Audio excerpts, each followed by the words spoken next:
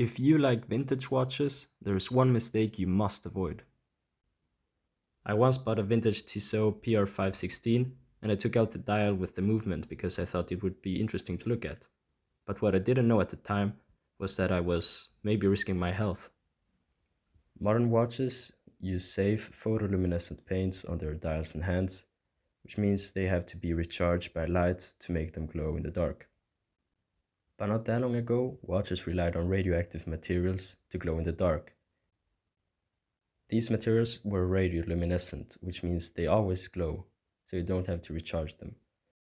But they are radioactive, which is the reason they aren't seen in many watches nowadays. At first, radium was used. It wasn't necessarily dangerous for the person who wore the watch, but the people who painted the dials and hands often got sick and could suffer more serious health consequences. The amount of radium used in watches was slowly decreased over time until it was banned in 1968. So the new replacement was tritium, which still is radioactive but not as dangerous as radium. Tritium has a half-life of 12.3 years, which compared to the 1600 years of radium makes it much safer nowadays in vintage watches.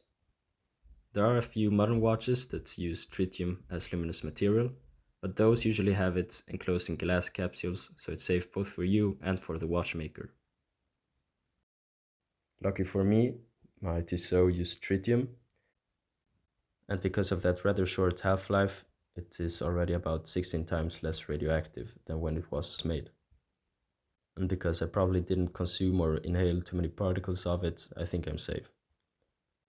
But this is still something important that you need to keep in mind when buying and enjoying vintage watches. Most watches that use these materials should have it marked with an R for radium or with a T for tritium at the bottom of the dial, but there are some watches that are not marked. Do your own research and stop licking your radioactive watch.